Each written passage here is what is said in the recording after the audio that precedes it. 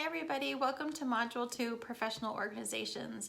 Today's our first lecture of the semester and it's going to be a lot of YouTube and chill, so I will have a lecture that I'm preparing for you, similar to what we do in class, and then I also have a lot of supporting videos that I'll be linking after this first part of the lecture.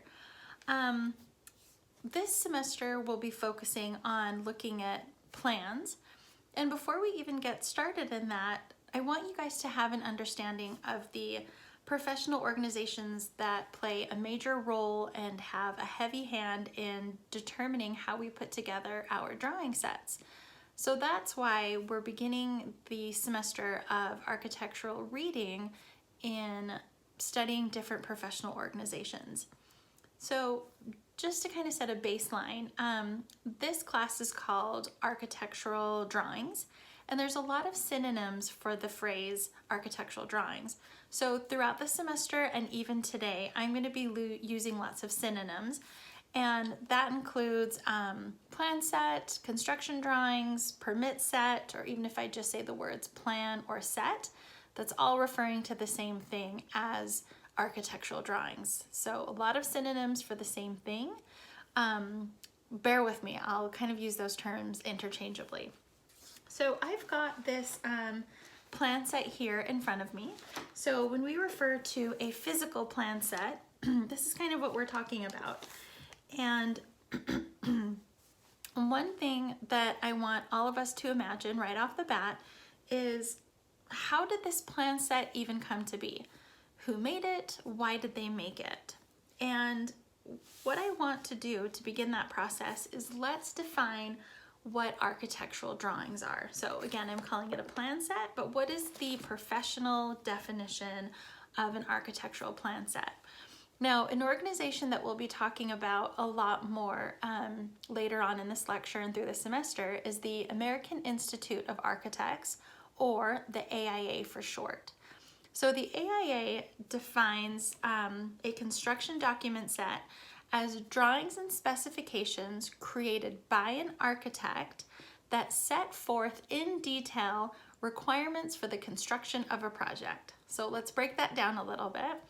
Construction documents are drawings and specifications, so it's not just these drawings, but they're specifications created by an architect. Now that's important. It's not just a person, it's not a contractor, but it's an architect that set forth in detail requirements for the construction of a project. So how a building goes together. Now with this particular plan set here, I want to do a really quick abbreviated version of how this all comes together. So an owner comes to an architect and hires them to create a plan set that is to be built. The architect makes the plan set, submits them to the city to get a building permit, and then the contractor then picks up the drawings from the city with the permit and begins construction. So in a nutshell, what it comes down to is the architect creates plans, gives them to the city to be reviewed to get a permit, and then the last step is the contractor picking up those plans and then essentially constructing the building. So those are the three things that we come up with. Now, because you guys have signed up for this class, I'm going to assume that you have some desire in the future to take part in creating a plan set, either in the role of an architect or in just some capacity in an architectural firm. Now, what you do today at the Salt Lake Community College will have an absolute effect on your role in the project in the future. So along with the quiz that you took in Module 1 about the degree transfer, I wanted to bring it back into Module 2 and kind of point out the different paths that you can take in architecture and how it will affect your role in the project and essentially just your designation in the future as an architect. So remember that when we went over the definition of construction documents, it said that it was created by an architect. So first we need to understand what it means to be an architect, more specifically a licensed architect.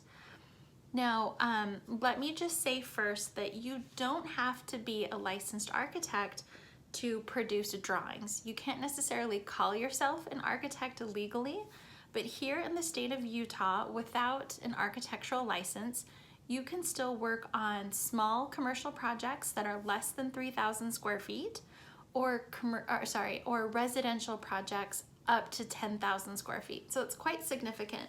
And that's without an architectural license. So it's somewhat limiting, but you can still work. Now, even within those boundaries, you can still work at a firm with other licensed architects helping with the project. So this brings me back on how you become a licensed architect and how the path you're on will directly affect that. So at this point, what I'm going to do is I'm going to have you guys hit pause on this lecture. I'm going to have you watch 3 videos that I have linked right after this. The first one is an overview by a site called Designer Hacks that has a lot of resources for young architects and architects in the field.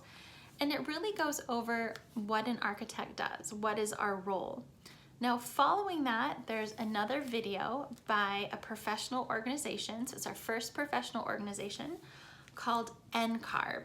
It's the National Council of Architectural Records, and they help people on the path of licensure establish a record to let people know that you are pursuing an architectural license. And they are also the board that administers all of the tests and licensing exams that you'll have to take in the future. Now, the last video that I'm going to have you guys watch is from the American Institute of Architects and what it means to actually become an AIA member and have the AIA designation after your name. So please take a minute to watch